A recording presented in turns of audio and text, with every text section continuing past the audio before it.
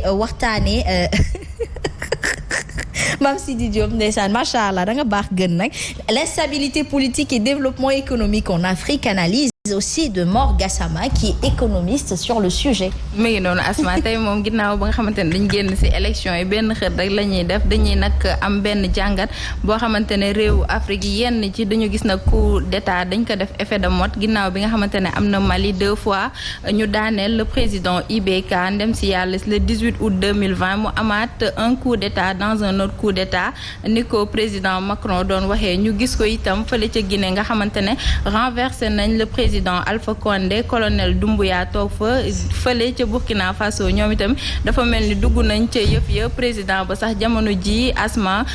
xamuñu fan lañ ko denc démb nag dafa mel ni tweeté na jar na nag ñu taxaw seetlu xool na coup d'état yooyu yan jeexital lay am ci wàllum koom-koom Mame Sidy bu élément bi yembee ñu dem jëli ko desiwaat léegi-léegi. politique saa buñ ko tuddee rek jeexital yi ci wàllum koom-koom dafay daal dee am dañu nag seetlu ci réewu Afrique yi lu ci bëri fan yi dañuy am li nga xamante ne moo di ay coup d'état bu ñu jëlee cas bu Mali le 18 août 2020 mu am fa benn coup d'état boobaak léegi nag réew mi dara doxu fa li koy gën a mandargaal sax mooy sanction yi nga xamante ne CEDEAO jël na ko teg ko ci ndoddu réew mi waaye itam fële ca Guinée am na benn coup d'état le 5 septembre 2021 bi nga xamante ne colonel Doumbouya moo ko amal ca Burkina Faso itam ñu fay tudd benn coup d'état yi yëpp buñ ko boolee jar na nag taxaw seetlu diggante doxalinu koom-koomu réew yi ak itam instabilité politique ndax lilee di instabilité saa bu amee rek dafay duggal koom-koom bi ci guuta. Aïcha Binta Ba mi ngi noonu kon nag leerati na ci noppi waaye moom Mor Gassama économiste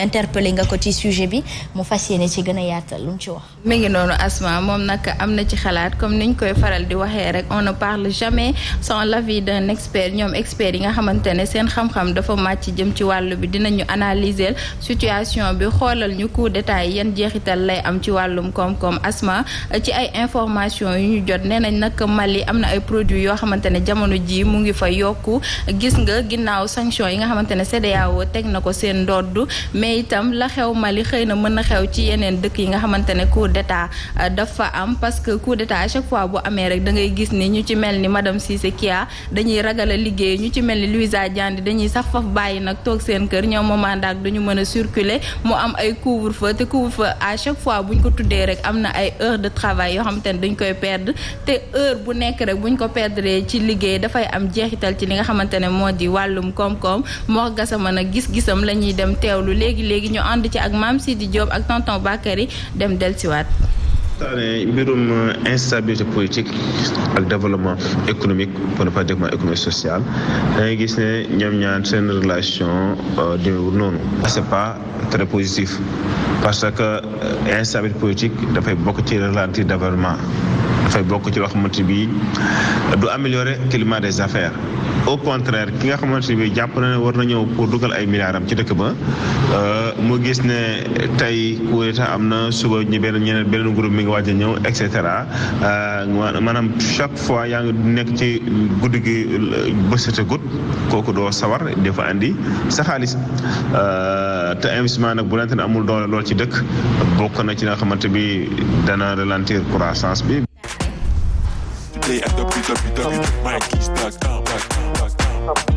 mais gis nga li gën a favoriser lii mooy discours Macron bi ci wàllum région dañu dellu au temps de la colonisation je pense que l'Union européenne doit se sentir avertie et avisée par rapport à ces nombreux coups d'État des pays francophones ku ci mel ni Burkina Faso du bett kenn ndax c'est un peuple intègre donc à un moment donné il va falloir que ñoom it ni benn bokk yaakaar war a defaraat ay toggaayam ñoom it dañu war a defaraat seen toggaay xam ne mbir mi naxtaan la waaye du force. mi ngi noonu Asma Burkina Faso xëy na mi ngi noonu le pays des hommes intègres réewu Thomas Sankara mi nga xamante ne moom itam dañ ko boomoon ñu koy jooy ba léegi noppeeguñu gis nga li nga xamante ne moo fi am mais comme ni nga ko waxee rek lu dagg day fekki morom ba élection dafa war a am ci transparence ñi nga xamante ne ñoom la population bi déjà di tànn ñu bàyyi leen mooy couper le mal à la racine fexe ba nga xamante ne président bi dafay légitime population bi bëgg ko ñu teg ko fa bu ko defee chance coup d'état du am parce que coup d'état nag à chaque fois nekkul lu gën ci démocratie tey jii nag nul n'est à l'abri parce que gis nañ ko rek bi fi chef de diplomatie américaine ñëwee mu ngi ko doon évoqué bu demee ba nga xamante ne Capitole dañ koy attaqué mais ñu fexe ba respecté suñu ay institutions nangu vérité des urnes waaye itam di artu lu ci mel ni Union africaine lu ci mel ni CEDEAO lu ci mel ni ñeneen ak ñeneen am na liggéey bu am solo boo xamante ne dañ koy def contexte bi ñu nekk nag dafa metti Asma ndaxte Sahel buñ ko tuddee tudd Burkina tudd Mali yooyu noonu djihadisme ak terrorisme bañ fay tudd chef d'état yi nañu gën a am fulla peut-être li population yi bëggul ñu moytu ko mooy France bi nga xamante ne dañ jàpp ne dafa am mainmise ci suñu ay doxalinu réew loolu itam ñu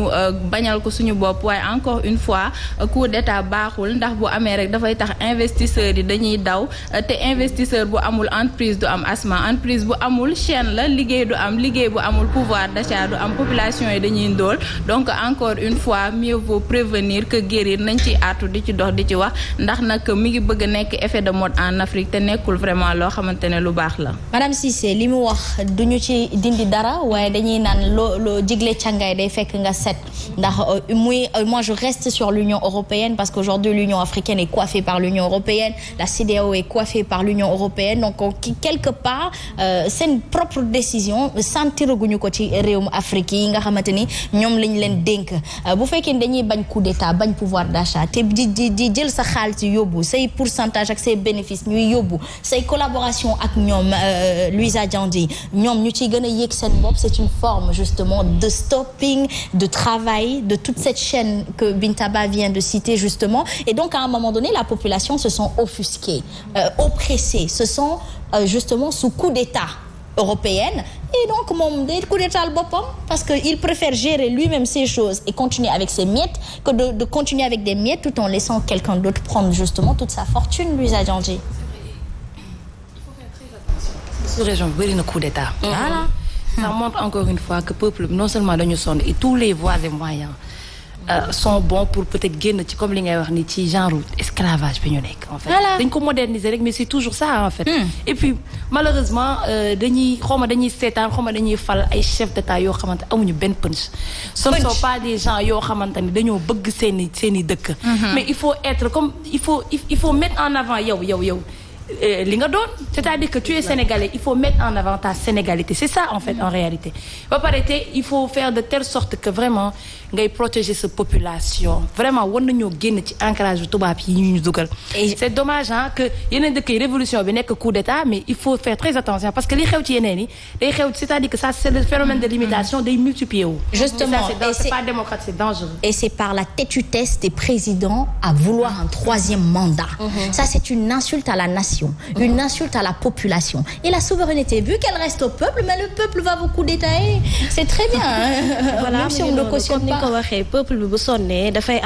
xool naka lay def pour mën cee génn ba tax na coup d'état yi nga xamante ne ñu ngi koy noté temps yi mu nekk li nga xamante ne ñun bëgguñu ko ñaanuñu ko parce que dëkk bu mu am rek du jàmm du fa am donc c'est à éviter mais comme li ñu wax léegi dafay inciter ñeneen ñi nga xamante ne peut-être ay pays voisins lañu ñu am ci benn xalaat bi donc pour wax que ni rek coup d'état moom baaxul loolu nag lan moo ko fii jëlee mooy suñu njiit yi comme ni nga koy waxee Asma bu fekkente ne gis nañ ne population bi sonn nañu instant yi mënatuñu nañu dem nànk ci ni mu gën a rafetee moom moo gën ñu leen fay fekk di leen yëkkati waxu troisième mandat bu fekkee sa population waxu ko bëgg ko bu ko xool bu ko wax deuxième mandat waxi noppi donc loolu il faut que ñoom ñuy xam seen temps bu jeexee ñu dem gis nga tant que bàyyiwuñu président bu ñëw bëgg def 2 ba 3 mandats ñu bàyyi ko ci dëkk te du def benn preuve moom moo ñu indi yenn problème depuis kañ nañ jël suñu indépendance ba léegi nii mënuñu fexe ba am ba développer ci yenn fànn yi donc côté industrialisation chaque jour ñu wax ko donc nañuy fal président yi nga xamante ne bu ñu toggee nañu def ay preuve ñu bàyyi leen fi ñu deful preuve ñu dem keneen ñëw moo gën ñu fi toog on peut leur concéder moment que ñu am ambition kem ni président Abdoulaye Wade amee woon ambition inauguré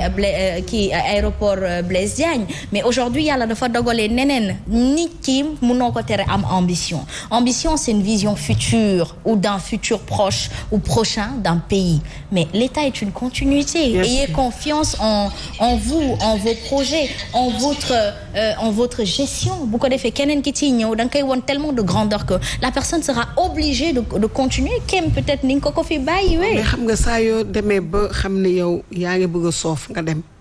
daf lay may personnalité doo sàppi mu ko ci nit ñi barki yàlla gisul sa góor ba ni mu dee dafay mel ni toujours dañ koy nam. Le président Abdou Diouf même chose. Très bien il faut savoir partir à temps. Très bien. Aïcha mi ngi noonu savoir partir à temps Bintaba on te laisse partir à temps. mi ngi noonu Asma di leen remercier ni ngeen ko faram-fàccee am na solo j'espère que suñu ay internautes ak suñu ay téléspectateurs jëlee nañ njëriñ ci chronique bi ñu indi tey jëlee Asma. Aïcha merci beaucoup en tout cas di gërëm kii di Seydi Gassama. Mor Gassama ak suñu correspondant bi nekk ci Mbour Alioune Badara Sonko tey moom moo jaar ci montage bi maa ngi koy jaajëfal bu baax a baax. Aïcha mi ngi doon madame Cissé monsieur Cissé bëgg na woote nekk ne moom warul xaar waaye dañ koy ñaan mu xaar du dëgg Aïcha mi ngi noonu ñu dugg nag ci savoir vivre savoir être et on parlera de l'astuce du jour alors plus principalement nous allons parler de après élection désencombrement des panneaux et affichage dans les lieux publics moi je pense qu'Abdoulaye Seydou Sow a besoin de toi. voilà waaw dina ma neex nag ndax du ma ne sax suñu dëkk bi sama dëkk bi laay wax sama dëkk bi instant bi dafa war a